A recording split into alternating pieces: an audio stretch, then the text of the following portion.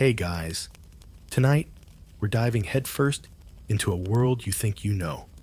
But trust me, the reality is probably a lot less glamorous.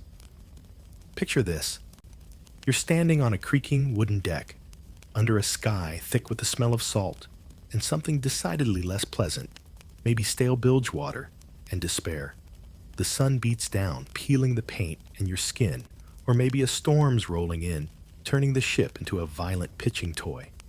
The waves crash over the bow, soaking you to the bone, and every timber groans a protest that sounds suspiciously like your own aching back. This isn't the swashbuckling rum-fueled party you saw in the movies. This is survival, raw and brutal. Let's be honest, if you were dropped into a real pirate's shoes for a single day, you probably wouldn't survive. Not even close.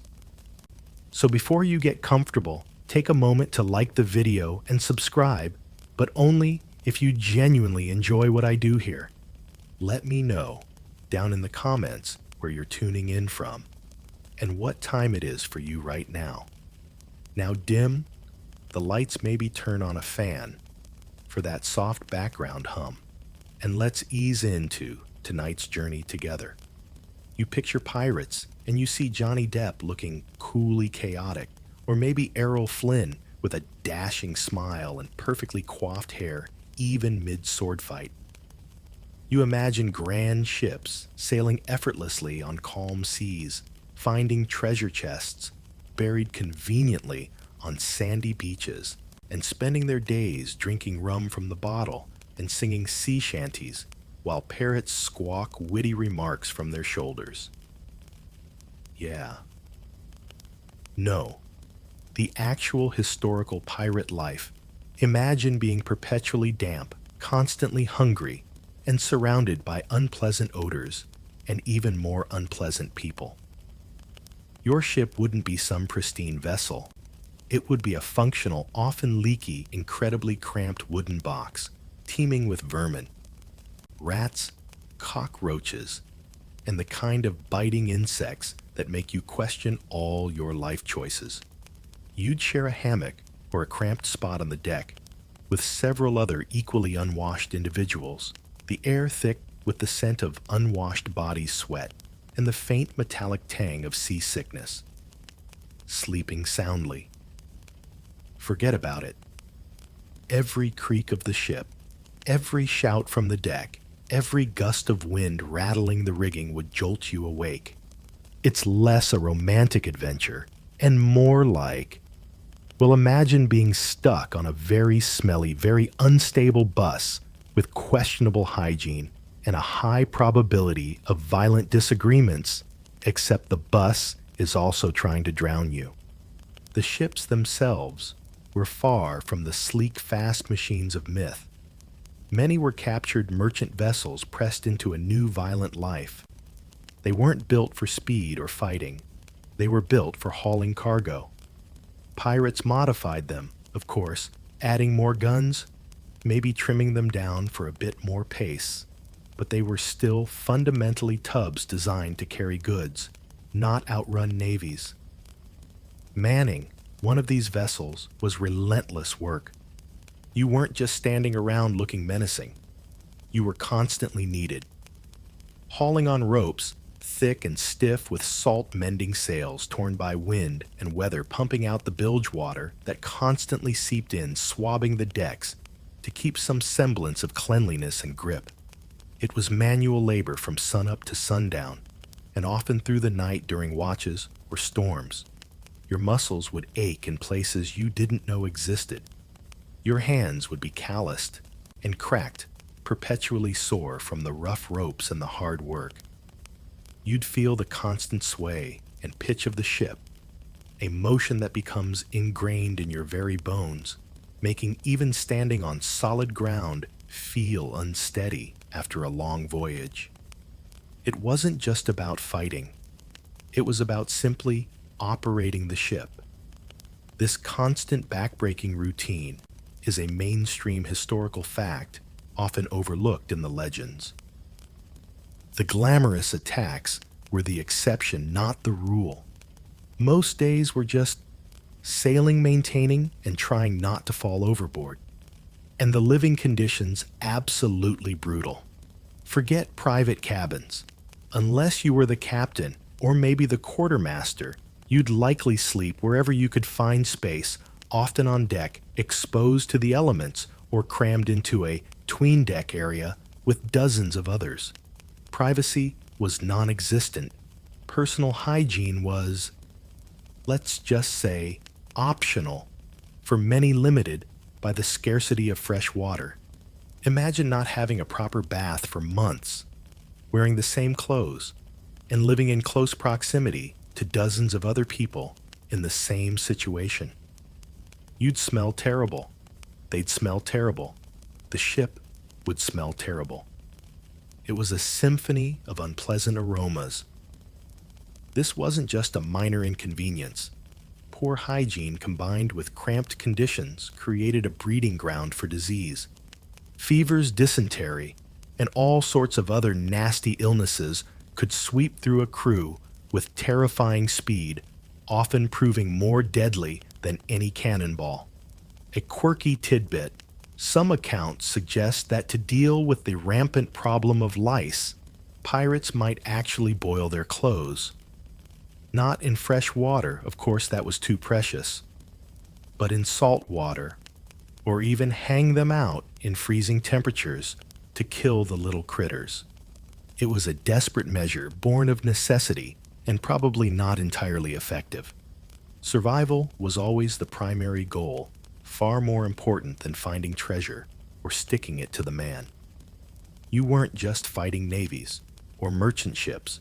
You were fighting the sea, the weather, disease, starvation, and the very real threat of violence from within your own crew. Tensions ran high on a ship confined together for months on end with little comfort and constant danger.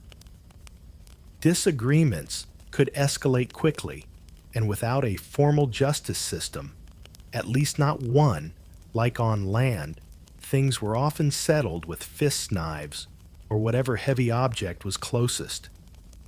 Historians still argue whether the brutality sometimes seen among pirate crews was a reflection of the violent times they lived in, or a specific byproduct of the harsh, confined environment of the ship. Was it the era, or the lifestyle, a chicken or the egg situation, I suppose? But hey, at least they had rum, right? Well, yes, they did have rum, and often other spirits, like grog, watered-down rum, or beer. But it wasn't for leisurely sipping.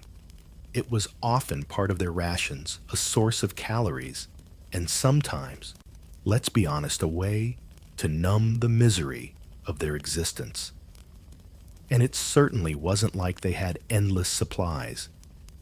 Alcohol ran out, just like food and water, and when it did, morale plummeted even further. So while the image of a drunken pirate is certainly rooted in reality, it wasn't a constant state of merriment. It was often a temporary escape from a very grim situation. And as for turkey legs, that's pure fantasy, unless they happened to raid a ship carrying poultry, which wasn't exactly a common cargo. Your daily meal was far less appealing, but we'll get into the truly depressing details of pirate cuisine in a bit. For now, just picture yourself smelly, tired, hungry, and sore, squinting at the horizon, not for the glint of treasure, but just hoping to spot land before everyone gets scurvy. This wasn't glamour. This was grinding it out, day after miserable day. You're already feeling the ache in your bones, right? Just imagining the constant pitch and roll, the damp chill, the pervasive smell of, well, everything unpleasant. Now layer onto that the sheer work involved. This wasn't a pleasure cruise, not by a long shot. Forget lounging in hammocks dreaming of gold doubloons.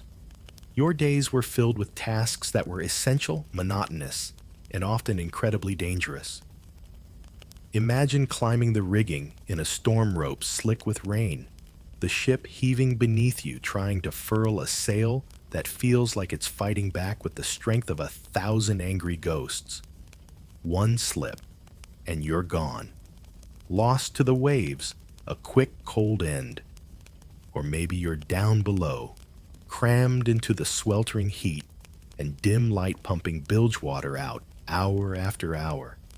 The rhythmic swoosh clunk of the pump, the smell of stagnant oily water, the sweat stinging your eyes. It's a special kind of misery. This wasn't just necessary work. It was constant, necessary work. A ship is a complex machine made of wood rope and canvas constantly battling the elements, and it requires unending attention just to stay afloat and moving. Think about setting the sails. It wasn't just pulling a string like on a little toy boat. You're hauling on massive ropes, often woven from hemp, thick as your wrist, rough enough to chafe your skin raw even through gloves, if you were lucky enough to have gloves. The sails themselves were heavy canvas, difficult to manage even in fair weather. In a squall, they become monstrous, flapping wildly, threatening to tear themselves or the mast apart. It took coordination, strength, and speed to trim or furl them properly, often in howling winds and driving rain. And the ropes weren't just for sails. There were ropes for the anchors, ropes for the boats, ropes for lifting cargo when you had cargo, which you sometimes did after a successful raid, adding more work. Everything involved hauling, pulling, securing, tying. Your muscles would be perpetually screaming, your hands permanently scarred. You'd learn knots. Oh, you'd learn knots. Bowlines, hitches, splices. Your life and the life of the ship often depended on tying the right knot at the right time under pressure. Then, there was the constant maintenance.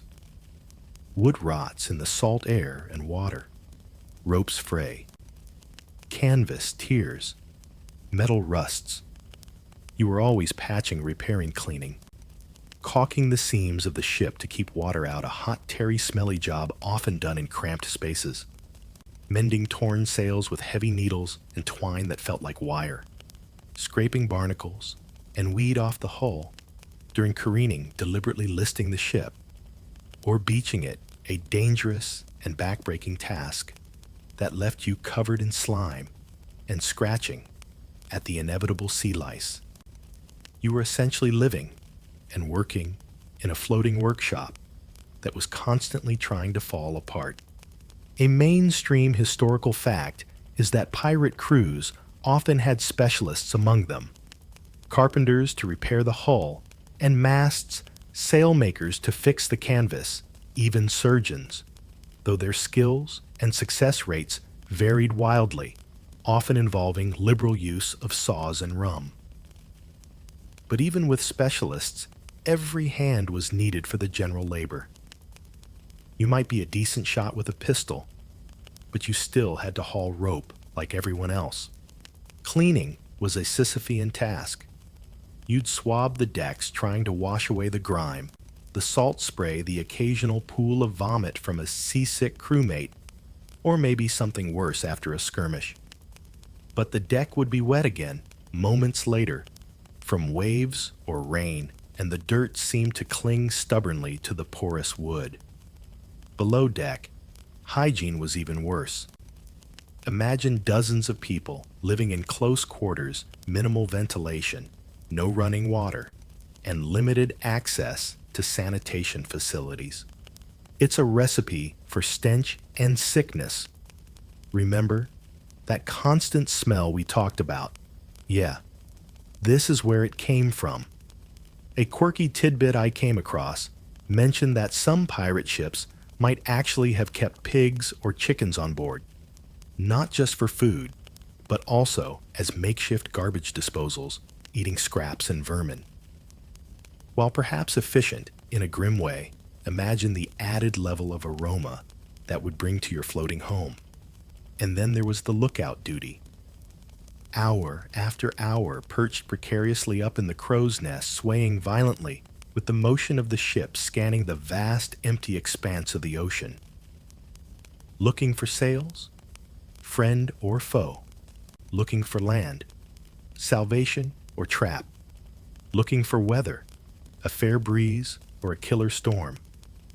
It required intense concentration, often in blinding sun or chilling rain, while battling fatigue and the constant motion that could make even the most hardened sailor queasy. This wasn't exciting adventure. It was monotonous vigilance, broken only by moments of potential terror.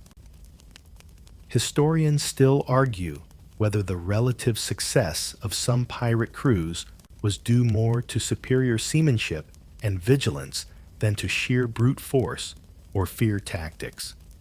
Was it their fighting prowess or their ability to run a tight, efficient, if harsh ship? It's another layer to the complex reality. So while Hollywood shows pirates drinking and fighting, the vast majority of your time would be spent engaged in the dull, exhausting, dangerous work of sailing and maintaining the ship, loading and unloading goods, stolen goods, but still heavy repairing damage from storms or battles, standing watch, pumping water, mending sails. It was endless. It was a life of physical hardship and constant exposure to the elements. There wasn't much time for leisure, and certainly not for the kind of boisterous, carefree fun you see in the movies. If you weren't working, you were likely trying to rest, eat your meager rations, or perhaps engaging in some low-stakes gambling or mending your threadbare clothes. A joke. Let's see. Why did the pirate get arrested for swindling? Because he had too many ship-shady deals. Okay, maybe not a knee-slapper, but life at sea didn't leave much room for sophisticated humor. Another one. What's a pirate's favorite letter? You'd think it would be R, but it's actually the C. Get it? The C. Yeah, tough crowd. Anyway, the point is, the daily reality was far more about sweat strain and the relentless ocean than it was about treasure maps and catchy sea shanties. You were a sailor first, a pirate second, and a potential mutineer if things got too bad third. So you've spent your day hauling ropes, mending sails, and pumping foul-smelling water. Your muscles aching, your hands raw. What do you have to look forward to at mealtime? If you were picturing a groaning table laden with roasted meats and fresh vegetables, maybe think again. A real pirate's diet was less feast and more survival rations, and often barely that. Imagine eating the same few things day after day, week after week, and those things are mostly dried, salted, or otherwise preserved in ways that would make modern food safety inspectors faint on the spot. This wasn't gourmet. This was sustenance, and frequently not enough of it to keep you truly healthy. The most infamous nutritional deficiency at sea was, of course, scurvy. This is a mainstream historical fact, one of the greatest scourges of long voyages. It's caused by a lack of vitamin C, something abundant in fresh fruits and vegetables, things conspicuously absent on a long sea journey. The symptoms are horrifying: lethargy, muscle weakness, aching limbs. And then the really nasty stuff starts. Your gums become swollen, spongy, and bleeding. Your teeth loosen and fall out. Old wounds reopen. You bruise incredibly easily, and eventually, without fresh food, it's fatal. Imagine being already weakened by hard labor and poor conditions, then having your body start to literally fall apart from the inside. It was a slow, miserable death, a constant threat hanging over every sailor on every long voyage, pirate or not. You might escape cannon fire or a storm, only to be taken down by a lack of citrus. What a way to go right. He died bravely, of insufficient oranges. Your daily meals were built around things that wouldn't spoil quickly. Hardtack was a staple. Think of it as a very hard, very dry cracker made of flour and water baked until it was practically stone. It was designed to last for years, which it could provided it didn't get infested with weevils, little bugs, or mold. Eating it required soaking it in water, coffee, or grog just to make it chewable. Even then, it was bland tough and often crawling with unwanted protein. Another staple was salted meat, usually beef or pork. Preserving meat with salt prevents bacterial growth, but it also sucks out all the moisture and nutrients and leaves it incredibly tough and salty. Before cooking, you'd often have to soak the meat for hours, sometimes even overnight, to leach out some of the excess salt, which also leached out even more limited nutrients. And cooking usually meant boiling it in a communal pot sometimes, with whatever dried vegetables or peas might be available. This brings us to the culinary delights of lobscouse or salmagundi. These were often stews or hashes made from whatever was on hand, the rehydrated salted meat or fish, maybe some hardtack broken up, and whatever few dried vegetables like peas or beans they might have. Salmagundi in particular could be a bizarre mix sometimes, including pickled herring eggs, vegetables, and cooked meats chopped up together. It was less a recipe and more a use whatever you have before it goes bad situation. The taste. Imagine something incredibly salty, tough, and monotonous. Day after day, your palate wouldn't be challenged, it would be punished, and fresh produce a distant fond memory.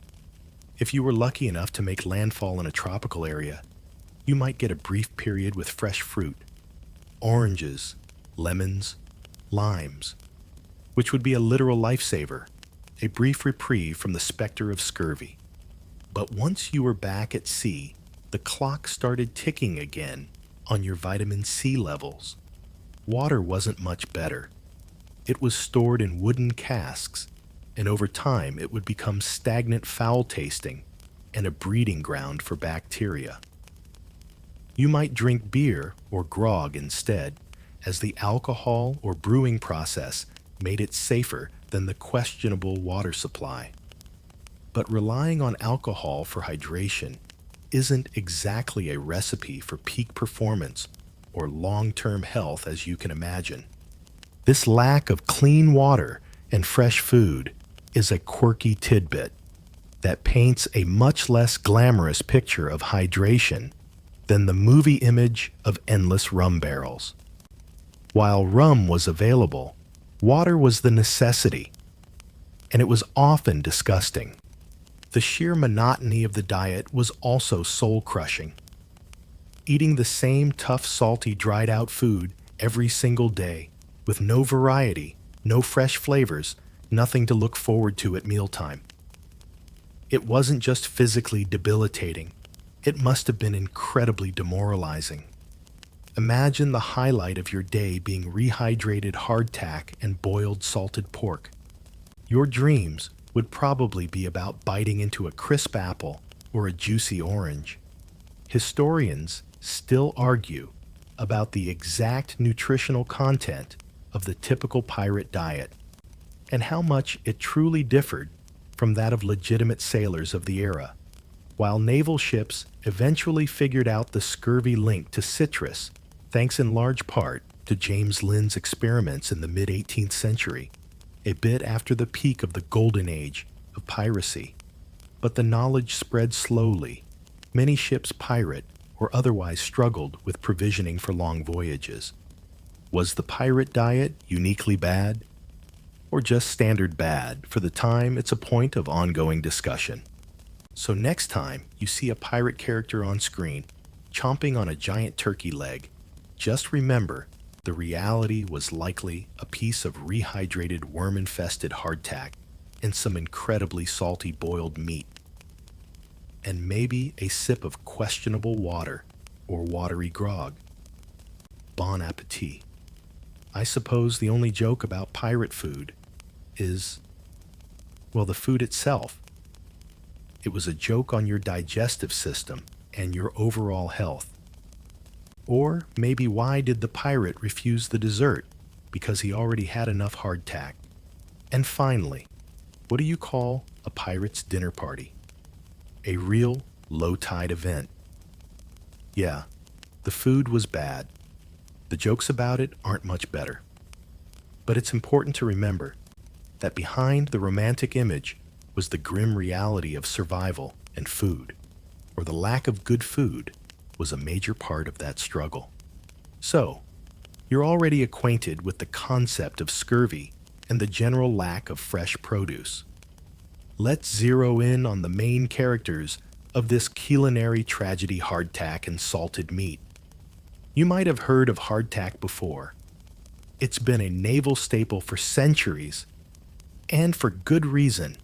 If good reason means it won't go bad unless you try really, really hard. Imagine a biscuit, but 10 times harder and about as flavorful as drywall. Made from just flour and water, it was baked until all the moisture was gone, creating a dense, durable block that could withstand the rigors of a long voyage and, unfortunately, the rigors of trying to eat it. This durability is a mainstream historical fact. Properly stored hardtack could last for years, providing a reliable, if completely unappetizing, source of carbohydrates. Eating hardtack wasn't a simple matter of biting into it. Unless you wanted to risk breaking your teeth, you had to soften it. The standard method was soaking it in liquid, be it water, the questionable kind, remember coffee, when available beer or grog. This turned the rock-hard biscuit into something more akin to soggy cardboard, but at least it was chewable. You might break it up into stews, or your lobscouse to add some bulk. The taste, even softened, was overwhelmingly bland, but it filled your stomach, provided calories, and that was the primary objective. You weren't eating for pleasure. You were eating to avoid starvation. And that's assuming your hardtack wasn't infested. As we mentioned, weevils were a common problem. You might break open a biscuit only to find it teeming with little bugs. Some sailors would reportedly eat it in the dark so they wouldn't have to see the weevils. Others would tap it against the table to knock out the bugs before eating it, a practice known as beating the biscuit. Adds a little extra protein, I suppose, but definitely subtracts from the fine dining experience. A quirky tidbit is that sometimes if the weevils were particularly bad, the hardtack would be considered better because it meant it wasn't moldy. I'll take my chances with the mold, thanks. Salted meat was the other pillar of the pirate diet, usually beef or pork. This was preserved by packing it in barrels with vast quantities of salt. The salt drew out the moisture, creating an environment where bacteria couldn't grow, thus preventing spoilage. Like hardtack, it could last a long time, but at a significant cost to taste and texture. Before cooking, you'd have to soak the meat to get rid of some of the salt. This process, called freshening the beef, involved dunking the meat in several changes of water over hours.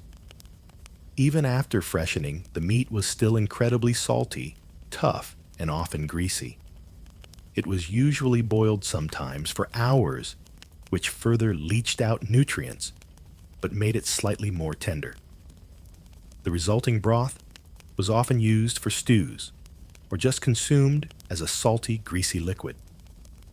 The meat itself was functional, chewy, salty, monotonous. Again, sustenance, not pleasure. And sometimes the salted meat was old, really old.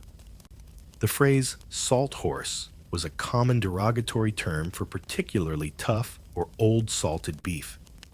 Imagine trying to chew through something called salt horse. It gives you a pretty good idea of the quality. When things got really desperate, pirates, like other sailors, might turn to desperation meals.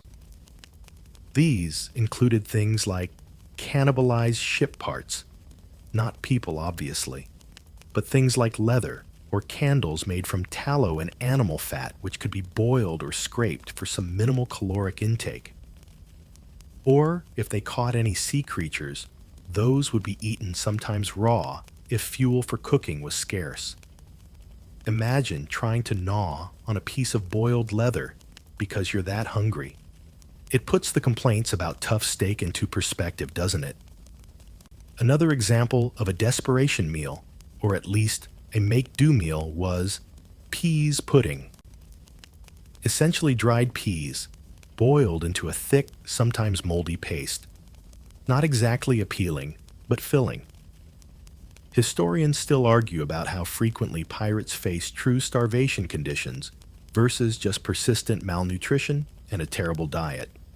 While some voyages were undoubtedly fraught with famine, others might have had slightly better provisions, especially after a successful raid on a well-stocked merchant ship. Was constant near starvation the norm, or an occasional crisis? It's hard to say definitively for all pirate crews.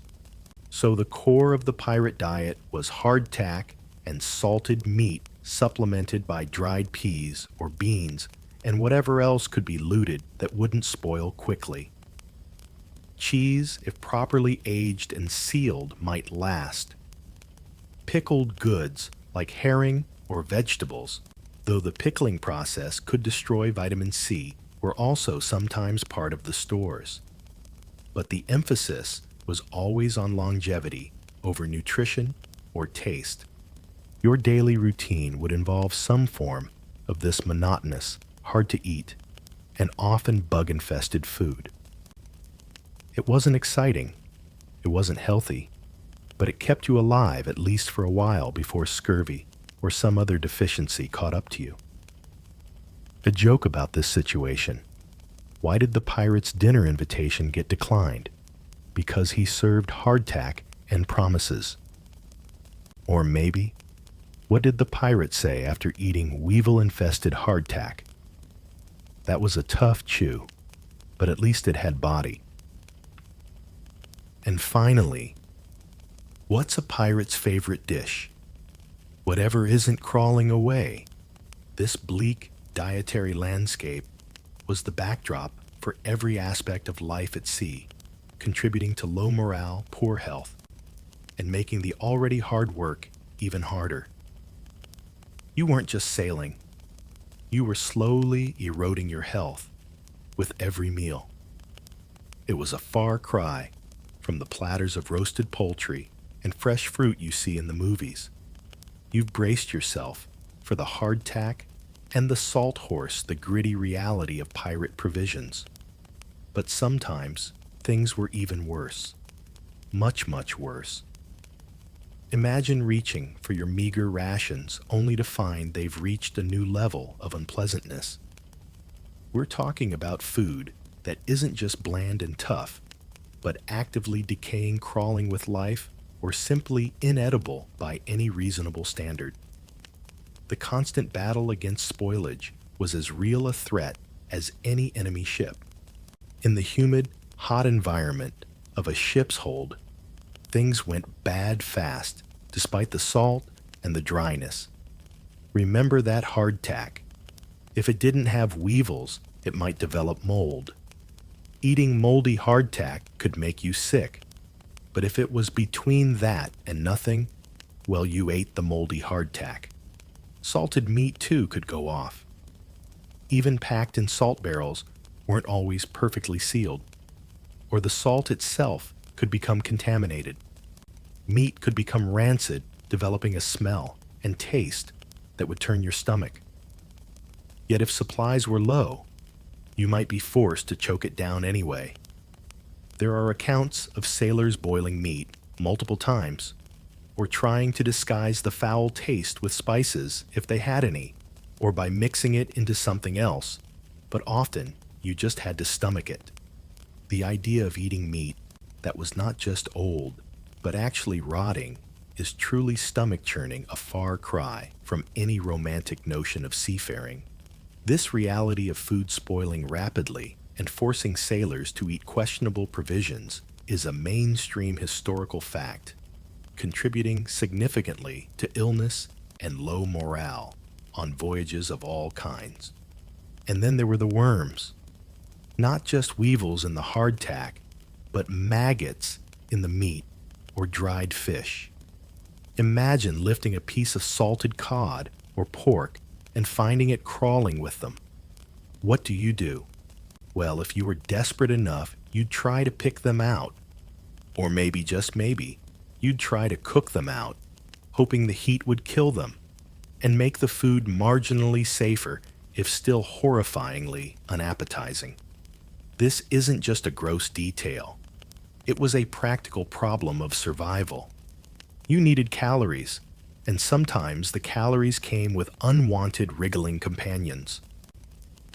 A quirky tidbit related to this is that some sailors developed a sort of grim acceptance, viewing the insects and worms as just another source of protein, albeit an unwelcome one.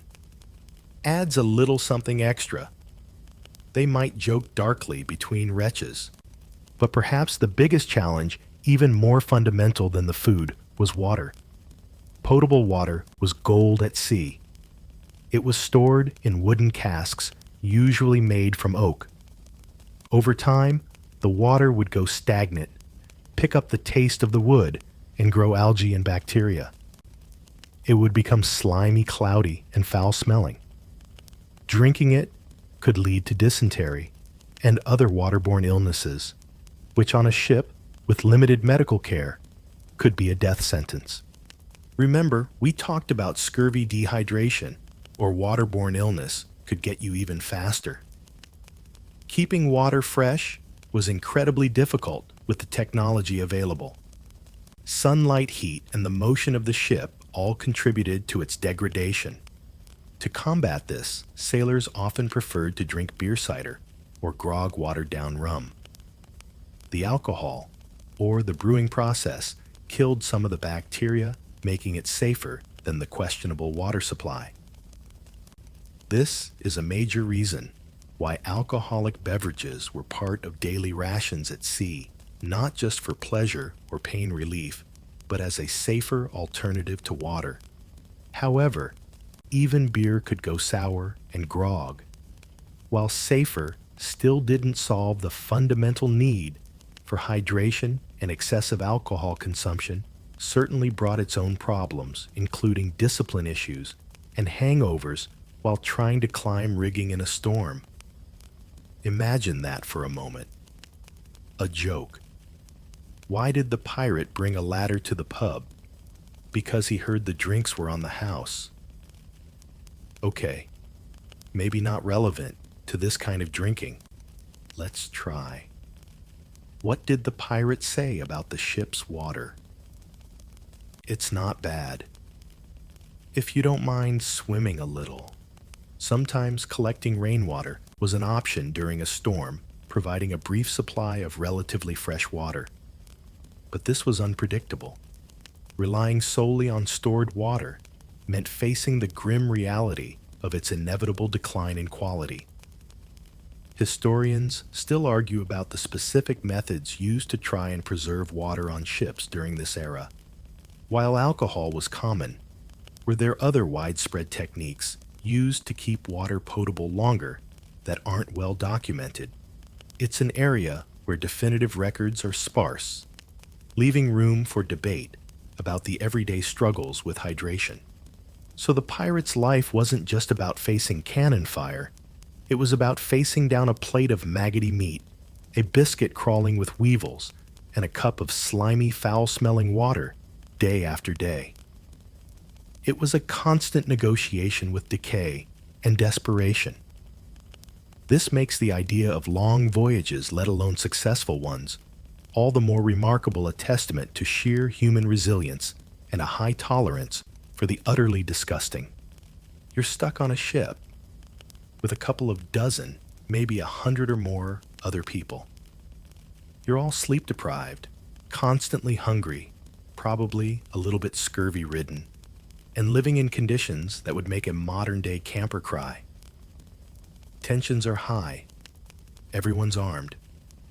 You've chosen a life outside the law, meaning there's no Navy captain or government official to appeal to if someone steals your meager share of grog or looks at you funny.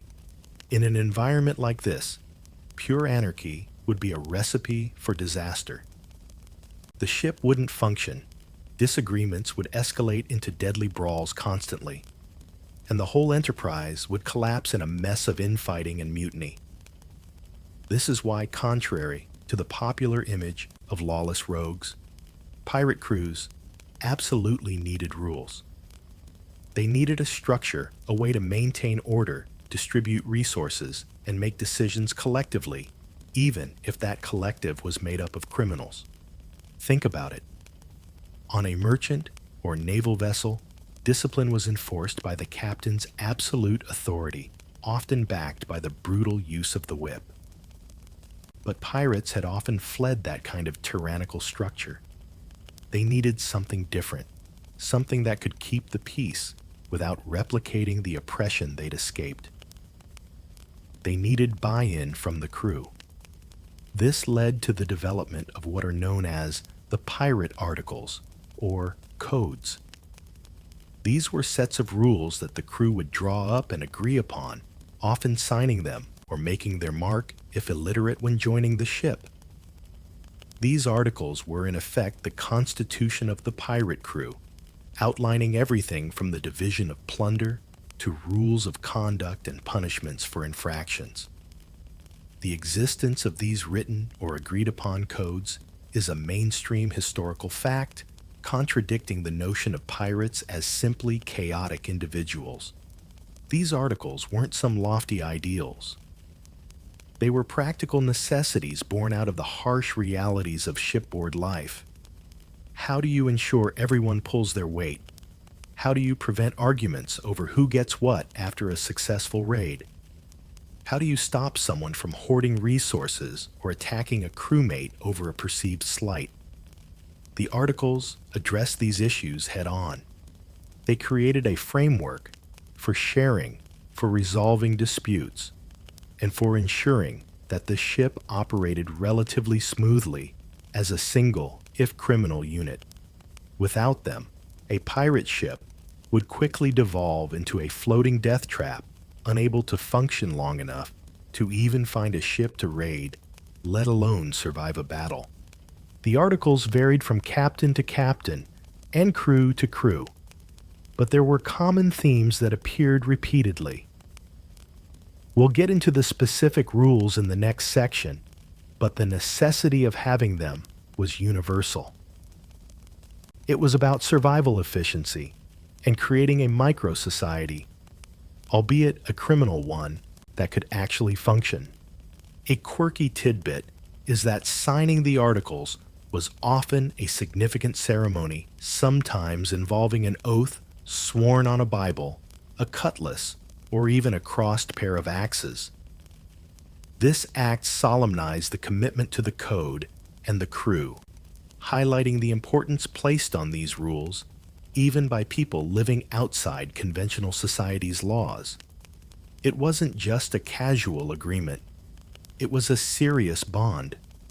The articles also served to define the relationship between the captain and the crew, and between the captain and the quartermaster, an elected officer responsible for discipline provisions and representing the crew's interests.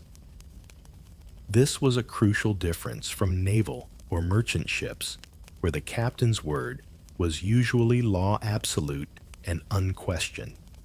Pirate articles often place limits on the captain's power, requiring major decisions to be put to a vote by the crew, and giving the quartermaster significant authority, particularly when the ship was not in battle. This hints at a surprising, almost democratic element within pirate society, which historians still argue about the extent and true nature of this democracy on pirate ships.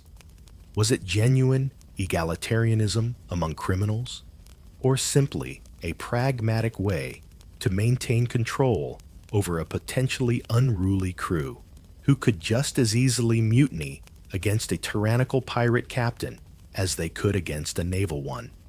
The debate centers on how much real power the average crew member wielded versus the de facto authority of a strong captain or quartermaster.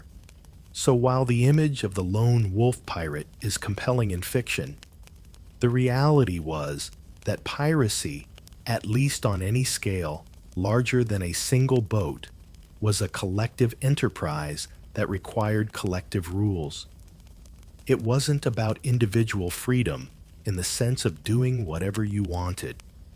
It was about operating within a self-imposed system designed to maximize the crew's chances of success and survival, and yes, profit.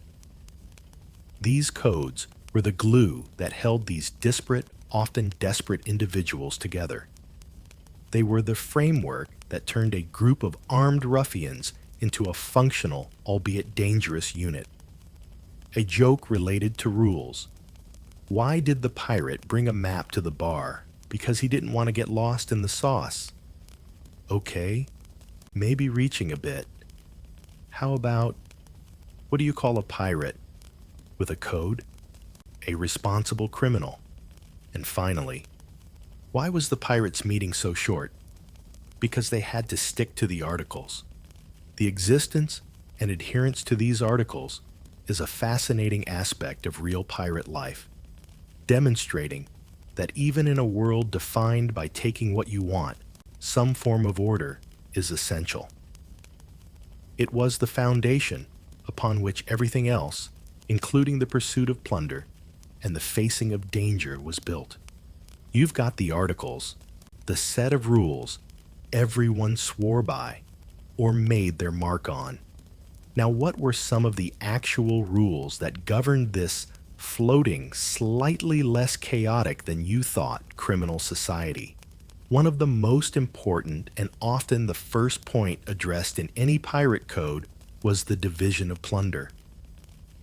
After all, the main goal of piracy was to get rich quick, or at least get rich quicker than working honestly.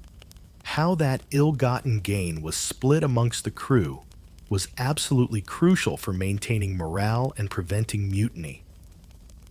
Unlike naval ships, where officers got the lion's share and the common sailor got a pittance, pirate articles typically outlined a much more equitable system of distribution. The common practice was a system of shares.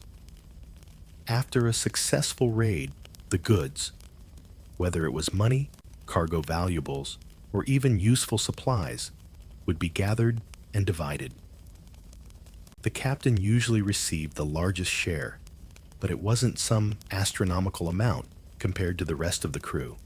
Often the captain would get 2 shares, the quartermaster, and perhaps the ship's master, the sailing expert, would get 1.5 shares, and every other crew member, from the lowliest deckhand to the cook, would get 1 full share.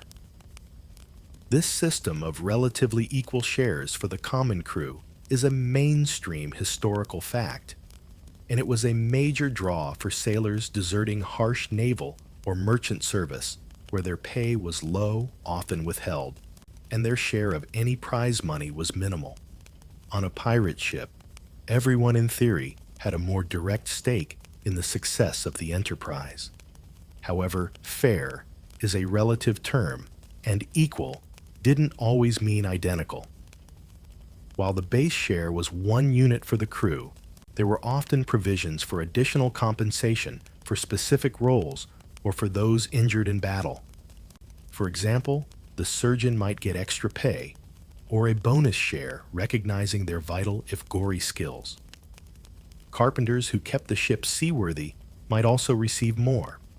More significantly, Articles often stipulated compensation for crew members who were wounded during an attack. Losing a limb or an eye meant you could no longer perform your duties effectively, which was a serious problem in this line of work. Articles would specify a certain amount of money or a number of extra shares as a sort of early form of workers' compensation. Losing an arm might get you a different payout than losing a leg, and losing an eye could also have its price. This practice of compensating the injured is a quirky tidbit that shows a surprising level of pragmatism, and perhaps even a twisted sense of looking after their own within these outlaw crews. The division wasn't always smooth, of course. Disputes over the value of goods, accusations of hiding plunder, or disagreements about who deserved what could flare up. The articles often appointed the quartermaster as the arbiter in such disputes, further highlighting their role in maintaining internal order and fairness regarding the loot. Looting before the official division was usually strictly forbidden and carried harsh penalties, as it undermined the entire system of shares and could lead to chaos. Imagine you just risked your life capturing a ship and someone else sneaks off with the best jewels before the split. That's a quick way to start a mutiny within a mutiny. The type of goods also mattered. Money and precious metals were easy to divide. Cargo like sugar tobacco or textiles was harder and might be sold later, and the money divided, or sometimes divided up directly amongst the crew if it was something they could use or trade. Personal items like clothing or navigational instruments were often kept by the crew members who took them, though some articles might have rules about certain items belonging to the ship or being shared. Historians still argue about how strictly these share systems were adhered to in practice. Were captains always content with just 2 shares? Or did they sometimes take more for themselves? How often did disputes over plunder escalate despite the articles? The written codes give us a blueprint, but the day-to-day reality might have been messier and more prone to individual greed or the captain's influence. Ultimately, the share system outlined in the articles was a key component of pirate governance. It provided a structure, a level of transparency relative to naval ships anyway, and a motivation for the crew. You knew that if you took the risks, you would get a specified, relatively large share of the reward. This was a powerful incentive in a dangerous profession. A joke about sharing. Why did the pirate cross the road to get to the other tide? Okay, stretching again. How about, what's a pirate's favorite part of the meal? The plunder. And finally, why was the pirate bad at sharing? Because he was too greedy. So while they were stealing from others, pirates tried, often successfully, to create a system of equitable distribution among themselves. It wasn't perfect, and it wasn't always fair in the grand scheme of things, but within the brutal, self-made world of the pirate ship, it was a vital mechanism for cooperation and survival. So you've got the articles. You know how the plunder is supposed to be split. But what happens when someone doesn't follow the rules? Remember, you're in a confined space with armed individuals who have already opted out of traditional society's laws. Maintaining order requires consequences. Pirate articles didn't just lay out how to share. They also specified the rules of conduct and, crucially, the penalties for breaking them.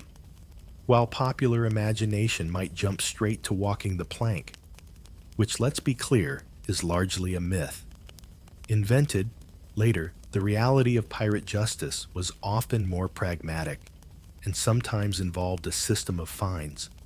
Yes, fines. Monetary penalties were a common form of punishment listed in various pirate articles. Offenses like fighting with a crewmate on board the ship, fighting on land, was often tolerated or even encouraged to blow off steam, could result in a fine. Stealing from a crewmate, a major violation that undermined the entire system of trust and sharing, would also incur a hefty fine, often taken out of the offender's share of the next prize. Fines were appealing because they didn't necessarily incapacitate a needed crew member, unlike keel hauling or flogging, which were also used in the Age of Sail, but perhaps less commonly described in pirate articles than in naval discipline, and they added to the communal pot, or perhaps went to the wronged party. This system of using fines as punishment is a mainstream historical fact, highlighting the economic focus even of pirate justice. Your transgression didn't just cost you social standing, it cost you cold hard cash or equivalent value in goods. Beyond Fines articles listed other forbidden behaviors and their consequences. Bringing unauthorized women aboard the ship was often strictly prohibited, likely to prevent distractions, jealousy, and conflict within the all-male crew. The penalty for this could be severe sometimes, even death, though banishment was also a possibility. Desertion was another serious offense, punishable by death, or being marooned left on a deserted island. With minimal supplies, a punishment often seen as a slow death sentence. Hiding treasure from the crew during a division, as mentioned before, was a capital offense, according to some articles. Cowardice in battle was also a grave crime, as it endangered the entire crew and the success of the mission. The articles reflected the priorities of pirate life: unity, successful raiding, and the safety and cohesion of the crew, at least relative to each other. Punishments weren't always about money or death. Corporal punishment, like flogging, was certainly a possibility, borrowed from the naval tradition pirates often detested. However, the severity might have varied depending on the crew and the offense. Being expelled from the crew was also a serious consequence, leaving you stranded in a foreign port or worse. Remember that quirky tidbit about swearing on a cutlass when joining breaking that oath. Breaking the articles you swore upon was a fundamental betrayal of the crew and could lead to the harshest penalties. The justice system, such as it was swift and often public, serving as a deterrent to others. 2. The power to enact punishments often rested with the quartermaster or the crew as a whole, especially for lesser offenses or disputes between crewmates. The captain's authority in this realm was often checked by the articles requiring crew consensus for major punishments or decisions. This ties back to that element of crew democracy we discussed. It wasn't just the captain dispensing justice. It was often the crew holding its members accountable according to their agreed-upon rules. Historians still argue about the frequency and severity of punishments on pirate ships compared to naval or merchant vessels. Were pirates inherently more brutal in their internal discipline? Or were their punishments simply different, perhaps favoring expulsion or fines over the constant institutionalized flogging common in navies? The debate continues about whether the pirate code led to a fairer, if harsher, system of justice amongst the crew, compared to the often arbitrary power of a naval captain. So while the image of pirates as entirely lawless persists, the reality within their own floating communities was one governed by a code, complete with rules, expected behaviors, and a system of punishments and fines. These were necessary measures to maintain order, prevent internal collapse, and ensure the profitability and survival of the crew. A joke related to pirate punishments. Why did the pirate get put in the brig? because he couldn't keep his hands off the booty, not the treasure kind this time. Or, how about what's a pirate's favorite penalty? A fine, or a treasure of a punishment. And finally, why did the pirate get sent to his room? Because he broke the articles and needed a timeout. Okay, maybe that last one is a bit too modern. But you get the idea. Even pirates had to face the consequences. This structured system of justice defined by the articles was a critical piece of the puzzle, showing that even in the absence of formal government law, humans tend to create rules to live by, especially when crammed together on a leaky boat with shared financial interests and a lot of sharp objects. So you've got the rules. You know how the treasure chest or barrel of goods is theoretically divided, and you understand that stepping out of line can cost you either your money or your freedom. Or worse, who enforces these rules? Who calls the shots? While every pirate ship had a captain, the role wasn't always the absolute dictatorship you might assume based on naval traditions. Pirate crews often had a surprisingly complex power structure, featuring elected officers and a degree of crew participation that was unheard of on legitimate ships. The captain was certainly important. In battle, their authority was absolute. They were expected to be brave, skilled, and capable of leading the crew to victory and plunder. During the heat of combat, there was no time for debate. Decisions had to be made instantly, and the crew was expected to obey the captain without question. This focus on absolute authority during battle is a mainstream historical fact. A confused or hesitant command structure could easily lead to defeat and capture. However, outside of battle, the captain's power was often significantly curtailed by the articles. Enter the quartermaster. This was a position elected by the crew, and in many ways, the quartermaster held as much, if not more, power than the captain when the ship wasn't actively engaged in piracy. The quartermaster was responsible for overseeing the distribution of food and supplies. Remember those delightful rations, mediating disputes between crew members, avoiding those costly fines if possible, leading boarding parties during attacks, and ensuring that the articles were followed. Crucially, the quartermaster often had the final say in matters of discipline and punishment for offenses committed outside of battle.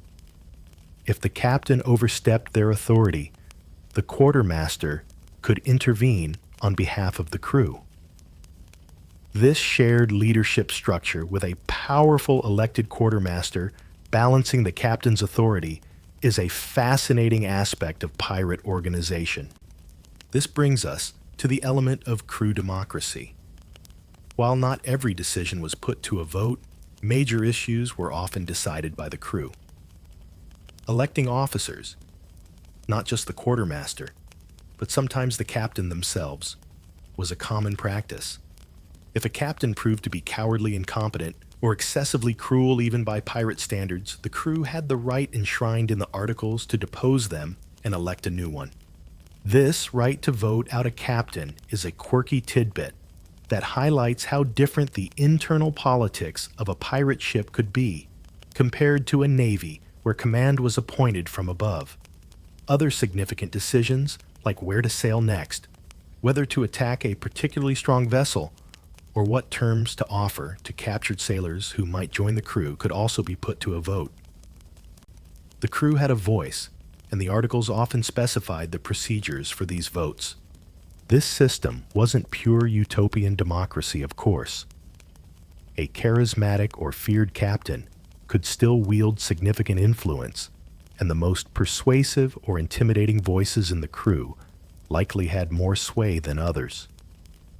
But the formal mechanism for crew input and the elected nature of officers like the quartermaster represented a significant departure from the hierarchical authoritarian structures of legitimate navies and merchant fleets. This is a major reason why many sailors chose to become pirates. They were exchanging a life of brutal discipline and no agency for one of shared risk potential reward and a voice in their own destiny, however short that destiny might be. Historians still argue fiercely about whether this system truly represented democratic ideals or was simply a practical form of collective bargaining among criminals, a way to ensure everyone felt invested enough to prevent constant mutiny against the leadership they themselves had chosen. Was it proto-democracy or just sophisticated self-interest? The debate adds complexity to our understanding of pirate society. So while the captain might have looked the part and yelled the loudest in battle back on board during peacetime, their power was often checked by the articles and the elected quartermaster. The crew had agreed to follow rules, but they had also often agreed to make the rules and to choose who would enforce them.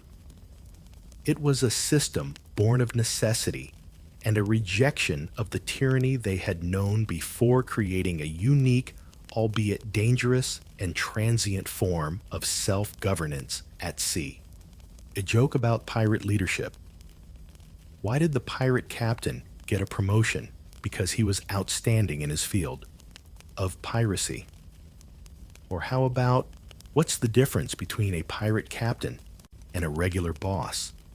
The pirate captain actually shares the treasure. Well, usually. And finally, why don't pirate captains tell secrets? Because dead men tell no tales, and they prefer their crew members alive and voting.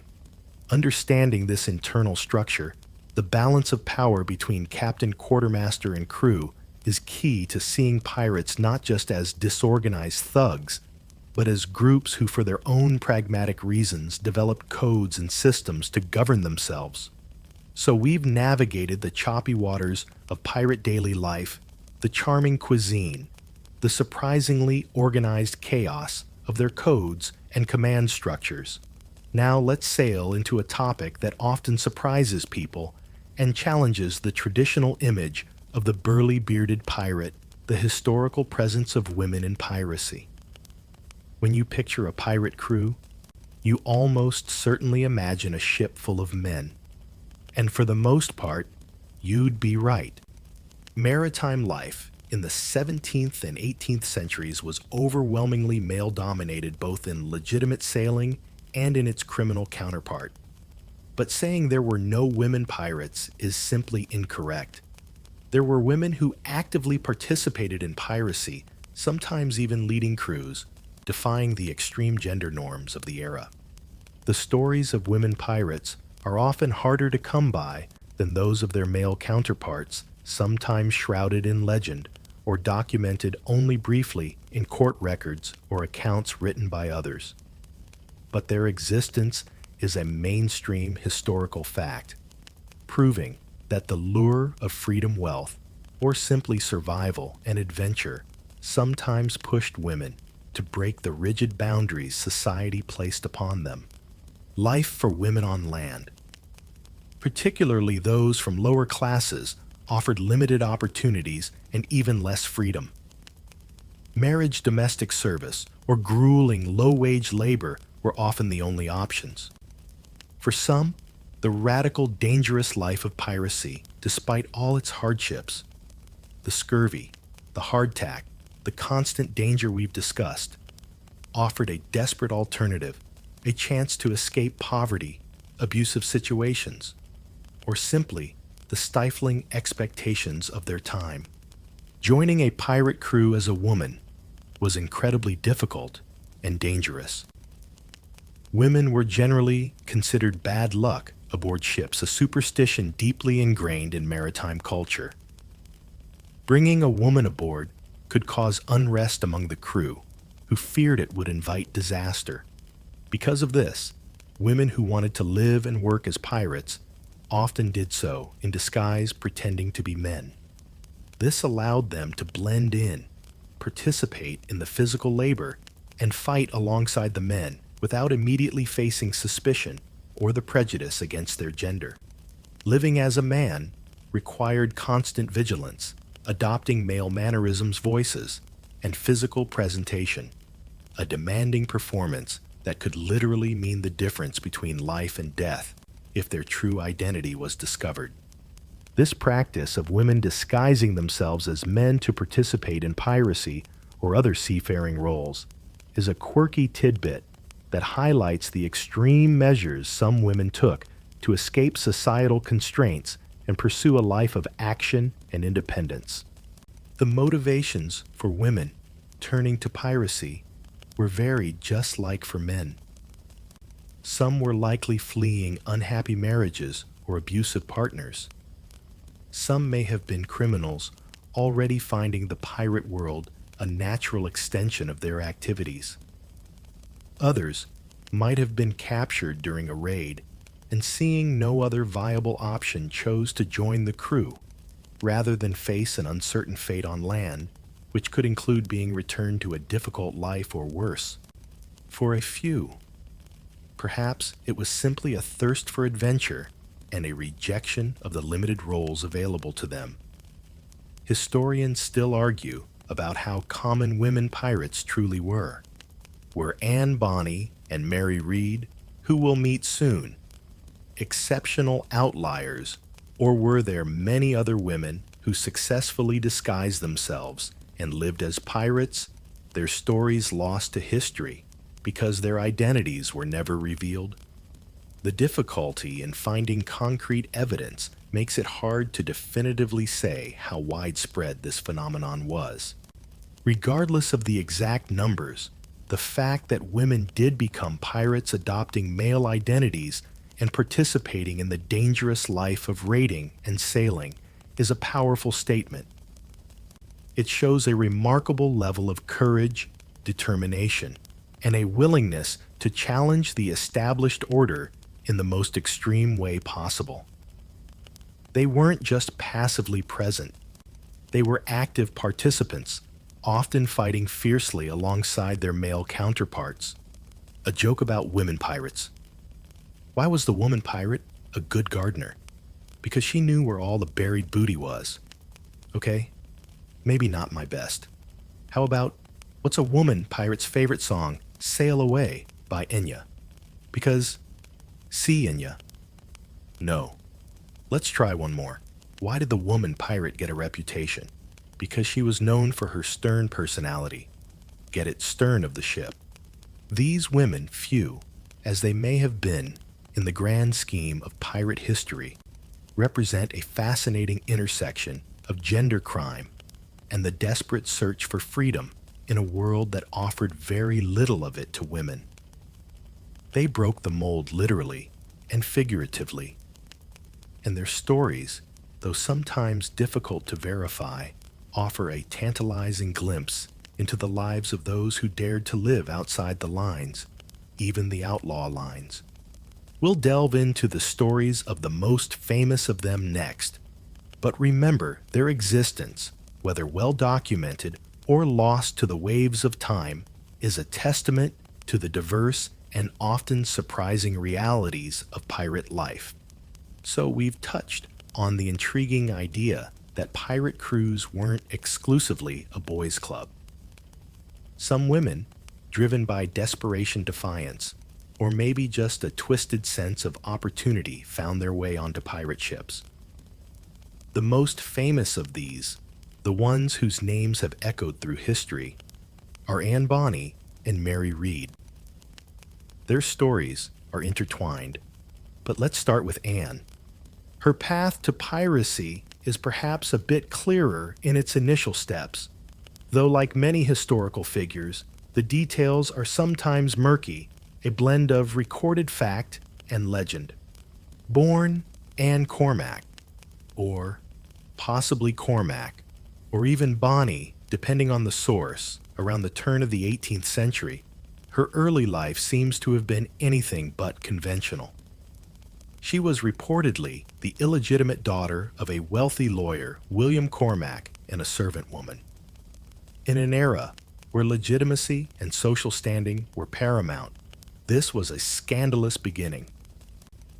Her father reportedly tried to pass her off as the son of a friend, initially a quirky tidbit that perhaps foreshadowed her later life in disguise. When the truth came out, his legal practice suffered, and he eventually left Ireland for the New World, settling in the Carolinas, likely South Carolina. Anne, along with her mother, followed him. Life in the colonies wasn't necessarily easy, but her father seemed to prosper, buying property and attempting to establish himself. Anne reportedly grew up with a fiery temper and a strong, independent will. Stories from this period, though possibly embellished, paint a picture of a rebellious young woman. One famous, perhaps apocryphal tale claims that as a teenager, she beat up a servant girl with a table knife and later severely beat a young man who tried to assault her. Whether these specific incidents happened or are later additions to her legend, they reflect the fierce image she developed. This rebellious nature and willingness to resort to violence is often cited as a key trait of Anne Bonny. This background, illegitimacy, social upheaval, a move to the less rigidly controlled colonies, and a reputation for being hot-headed, set the stage for a life outside the bounds of polite society. Anne reportedly married a sailor named James Bonny. Accounts differ on whether this marriage was an attempt to spite her father, who supposedly disapproved, or simply a way to find her own path. James Bonny appears to have been involved at least peripherally with the anti-piracy efforts of the time, possibly even acting as an informant for the governor of the Bahamas. Anne, however, quickly grew tired of him and of settling down. Her spirit was restless, and the relatively tame life he offered didn't suit her. This dissatisfaction with conventional life, and possibly with her husband, is a mainstream historical fact widely believed to have pushed her towards the more exciting, albeit dangerous world she would soon enter. Their path led them to Nassau in the Bahamas, a major hub for pirates in the early 18th century, often called the Republic of Pirates. Nassau was a chaotic, lawless place, a magnet for those living on the fringes, including former privateers, deserters, and criminals. Here, surrounded by taverns, unruly sailors, and the constant buzz of pirate activity, Anne found herself drawn to the excitement and the notorious figures who frequented the port. It was in Nassau that she met John Rackham, better known as Calico Jack, due to his preference for calico clothing. Rackham was a pirate captain, though perhaps not as successful or fearsome as some of his contemporaries. He was known more for raiding smaller vessels close to shore than for audacious attacks on major ships. Anne and Rackham became lovers.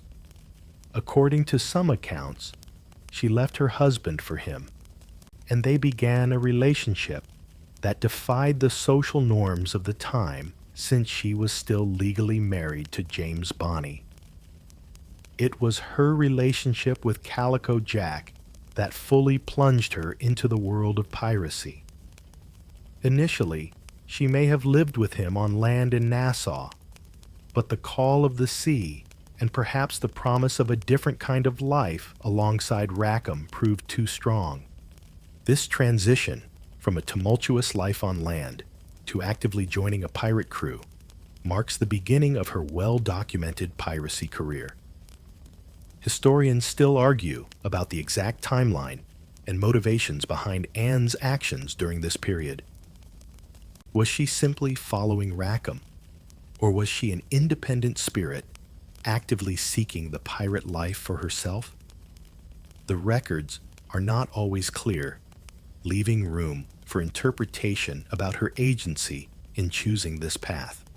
Leaving her husband and embracing life with a known pirate like Calico Jack was a dramatic step one that placed her firmly outside the law and conventional society. It was a choice that led her to shave her head, according to some tales, though this might be another legend dress in male clothing, and prepare to participate directly in the dangerous business of piracy. She wasn't just a passive companion. She was becoming an active member of the crew, ready to fight steel and live by the brutal code of the sea. This was the crucible where Anne Bonny, the future pirate legend, was forged.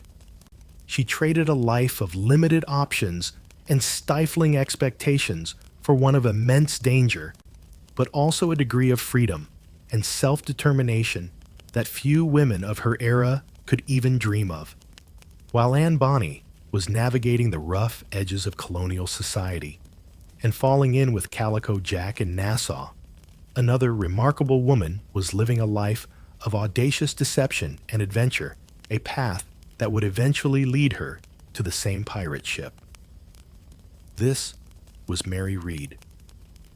Her story, perhaps even more than Anne's, highlights the lengths to which women would go to escape the limitations placed upon them and seek a life of independence and opportunity in a world designed for men.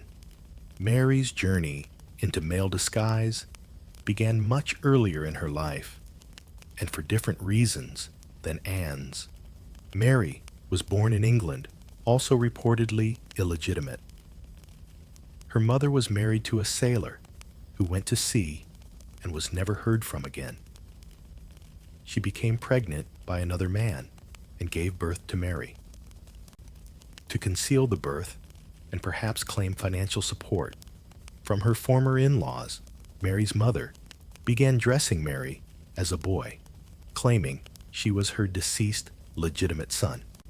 This early imposed male identity is a quirky tidbit about Mary's origin story, setting a pattern for her future. After the death of the legitimate son, who Mary was impersonating, and then the death of her mother's mother-in-law, the financial incentive for the disguise disappeared, but Mary's mother reportedly continued to dress her as a boy for some time. As a teenager, needing to earn her own living, Mary continued the male disguise. There were simply more opportunities for work for a young man than for a young woman. She first found employment as a footboy, a servant boy, and then drawn to a more active life, she joined the military. Still dressed as a man and using a male name, sometimes given as Mark Read, she enlisted in the British Army. Life as a soldier was brutal and dangerous, but she reportedly proved herself to be a capable and courageous fighter. This period serving as a soldier under male guise is a mainstream historical fact about Mary Read, demonstrating her early comfort and ability to navigate the male-dominated world and its inherent violence. It was while serving in the military that she fell in love with a fellow soldier, a Flemish man. At this point, she decided to reveal her true identity to him. Upon leaving the army, or possibly deserting accounts, they married, and together they bought an inn in the Netherlands, reportedly named the Three Horseshoes, near the castle of Breda. For a brief period, Mary lived openly as a woman married and running a business. It seemed she might have settled into a conventional life, but this period of domesticity was short-lived. Her husband died relatively young, leaving Mary on her own once again. Finding herself widowed and needing to support herself, Mary made a fateful decision.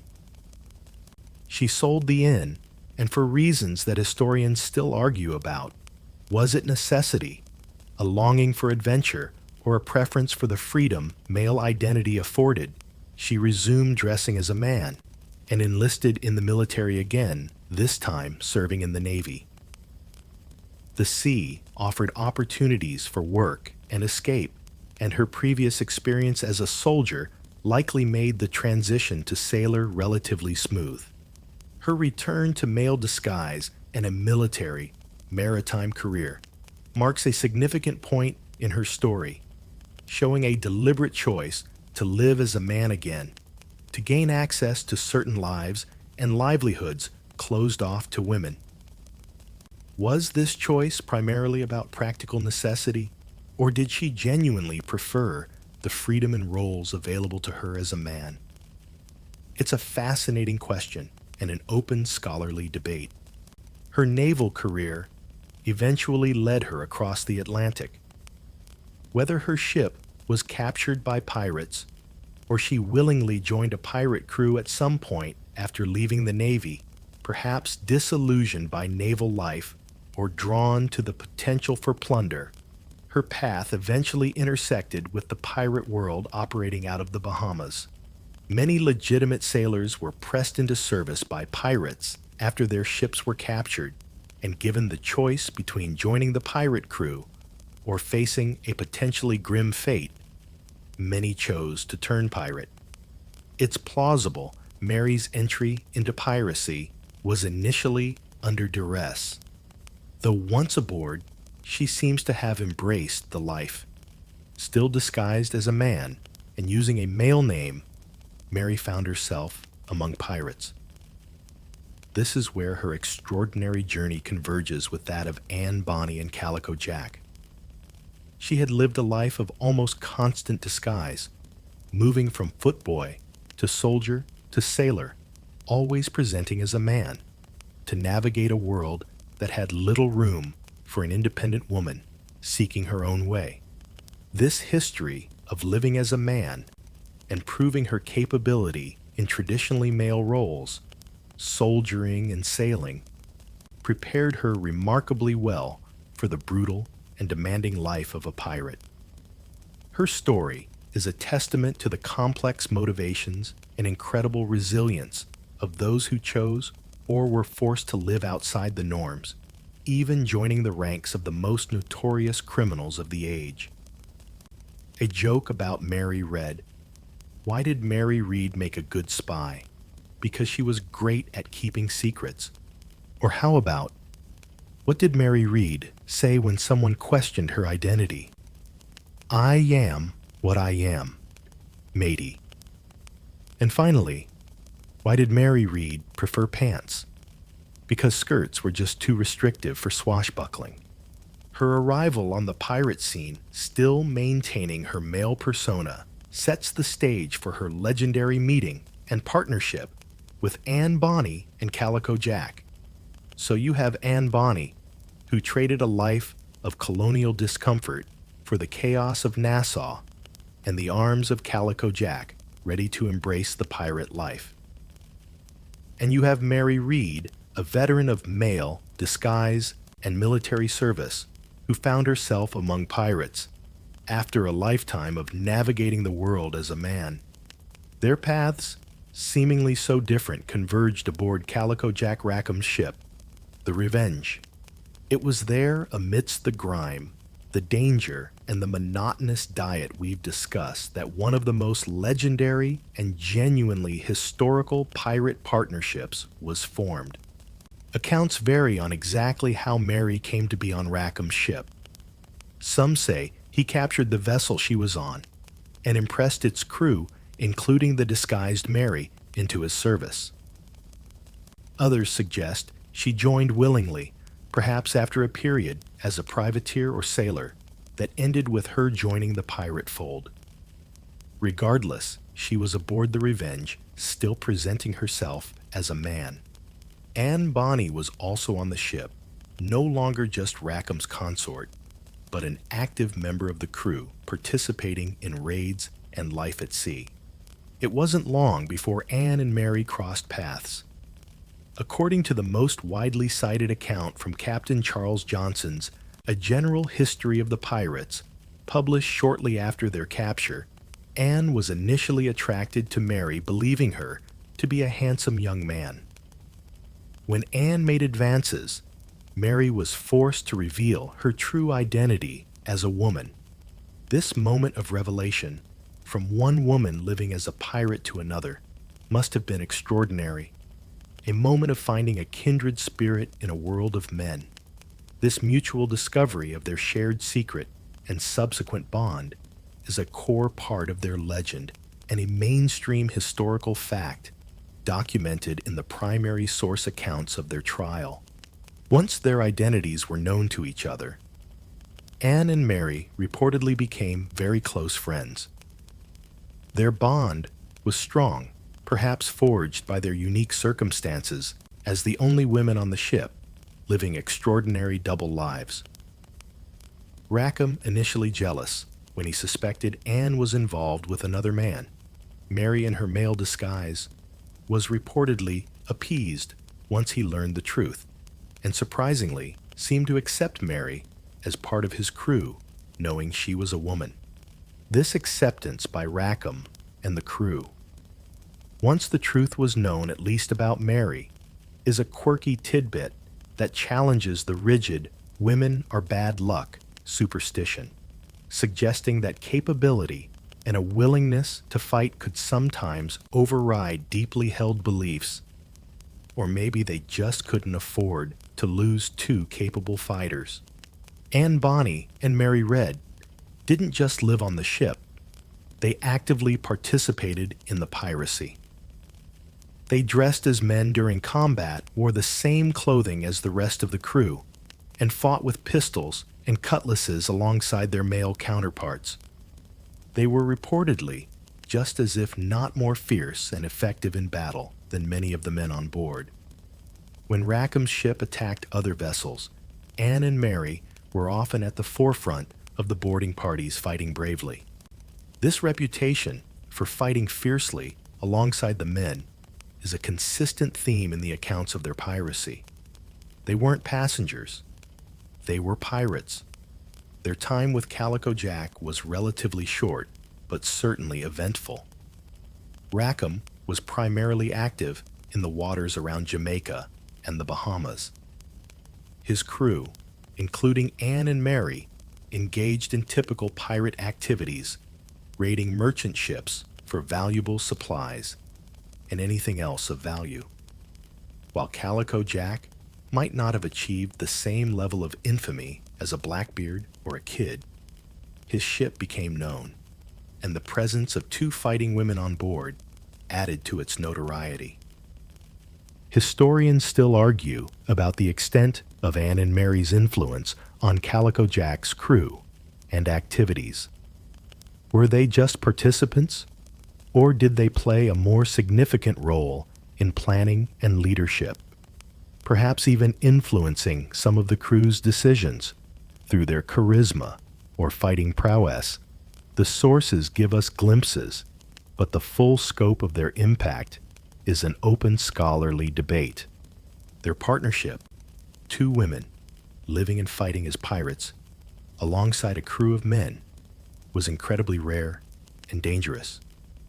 They faced the constant threat of capture and execution, the harsh conditions of ship life, and the need to maintain their identities, especially Mary, who was still presenting as male to the outside world and likely much of the crew.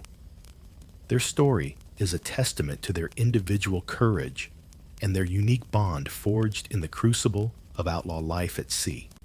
A joke about their partnership. Why did Anne and Mary make a great team? Because they always had each other's backs, and probably shared their best disguise tips. Or how about, what did Calico Jack say about Anne and Mary? They're worth their weight in gold doubloons and twice as feisty. And finally, why were Anne and Mary so good at poker? Because they were masters of disguise and bluffing. Their time sailing together, fighting side by side, solidified their place in pirate legend, even though their careers were abruptly cut short. Their story wasn't just about women dressing as men. It was about two individuals finding agency and power in a world that denied it, to them carving out a space for themselves through sheer will and ferocity. You've met Anne Bonny and Mary Read, two women who carved their names into pirate history through sheer grit and defiance sailing and fighting alongside men in a world stacked against them. Their stories are compelling, and they are undoubtedly the most famous female pirates from the so-called Golden Age of piracy in the Caribbean. But were they the only women who ever turned to a life of plunder on the high seas? The answer is almost certainly no. While evidence is often scattered, fragmentary, or leans into legend, there are accounts and figures from other times and places that suggest Anne and Mary were part of a much less documented tradition of women participating in piracy, albeit a small one compared to the number of men. Consider figures from different eras and regions. In 16th century Ireland, there was Grace O'Malley, often called the Pirate Queen.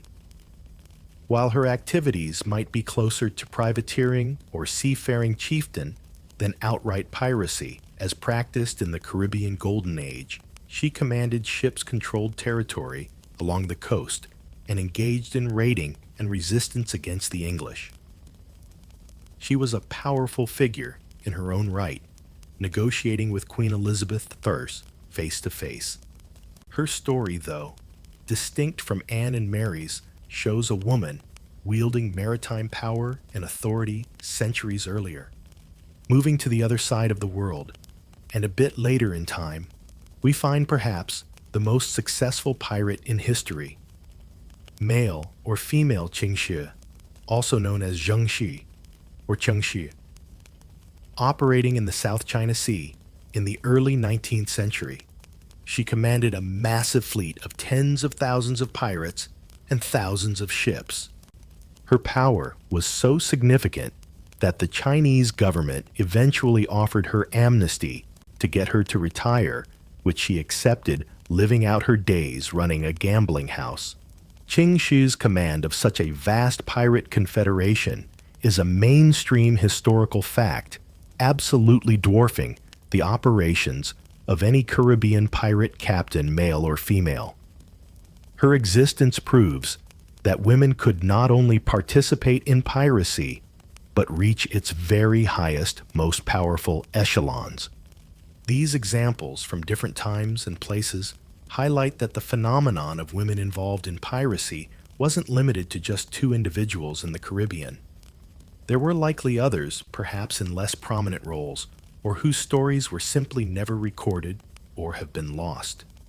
The difficulty in finding and verifying these accounts is a major challenge for historians. Many primary sources from the time were written by men, often with biases against women in unconventional roles.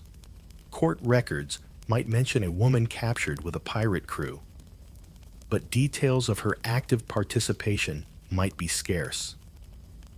Legends and folklore might preserve glimpses of female pirates, but separating fact from fiction is incredibly difficult. This lack of comprehensive documentation is an open scholarly debate. Were there significantly more women pirates whose stories are simply unknown, or were figures like Anne Mary and Qingxi truly exceptional outliers? There are also scattered mentions of other women in the periphery of piracy.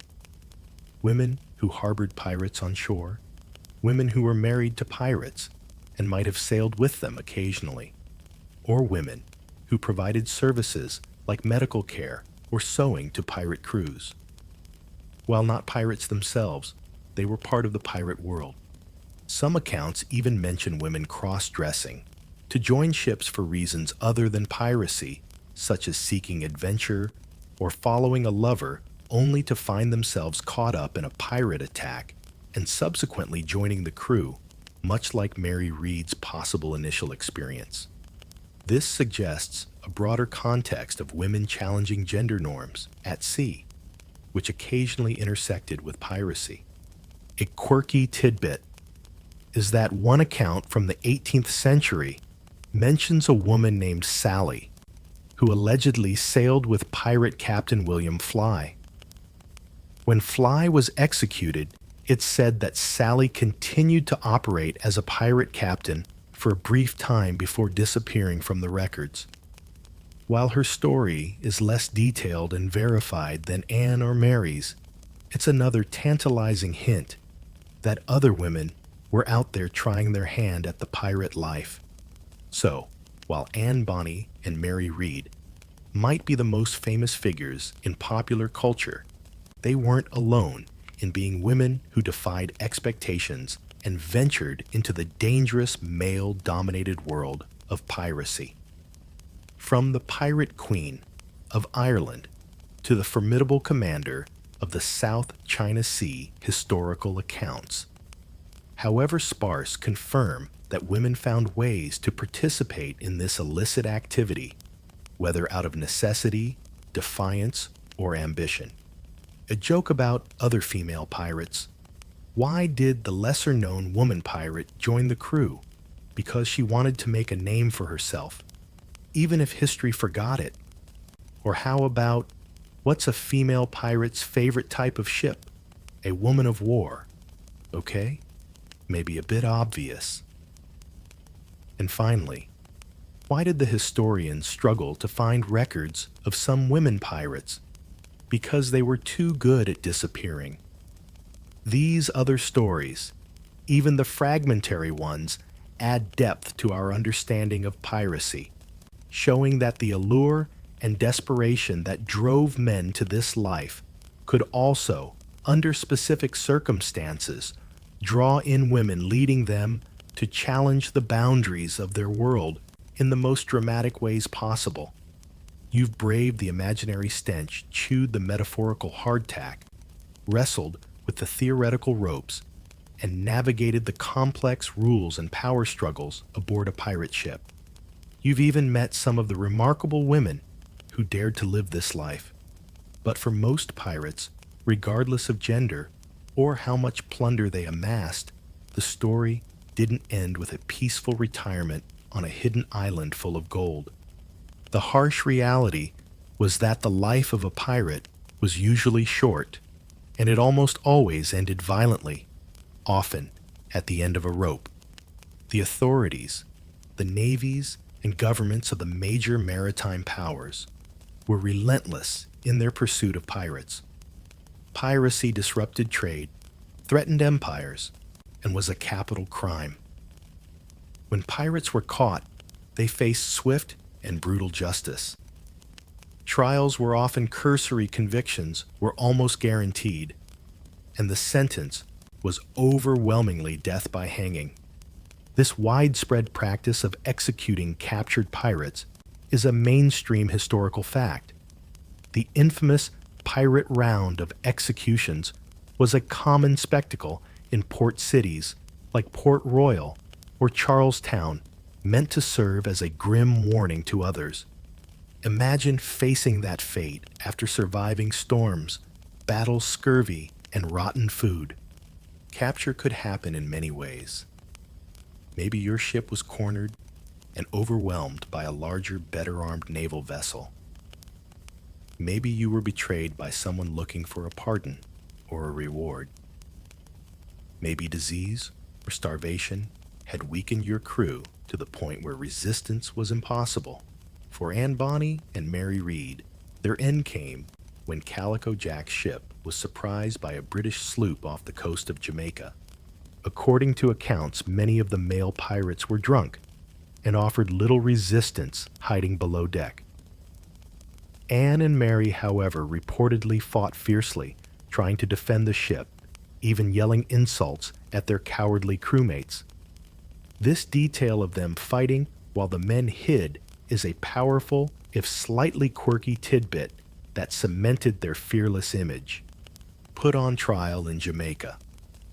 Anne and Mary didn't deny they had been aboard Rackham's ship, but when sentenced to hang, they both pleaded their bellies, claiming to be pregnant.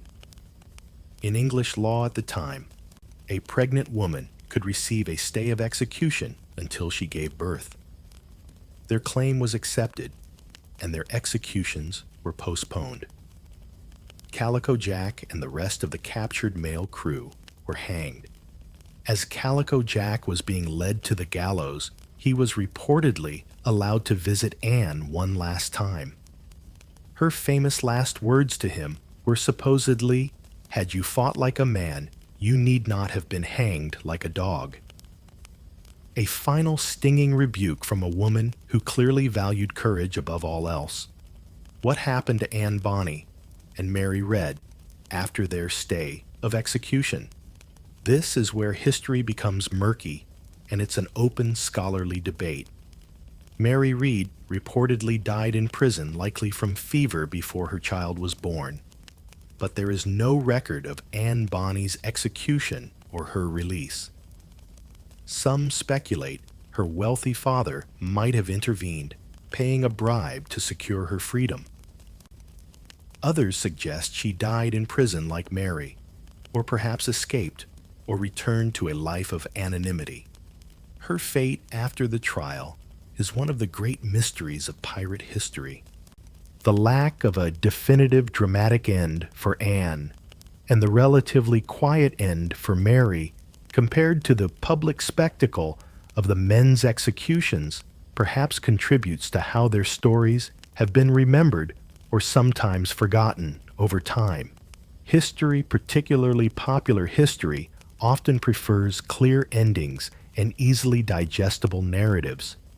The complex realities of pirate life, the work, the food, the rules, the internal dynamics, the hidden women, get smoothed over in favor of the simplified romantic image of swashbuckling adventure.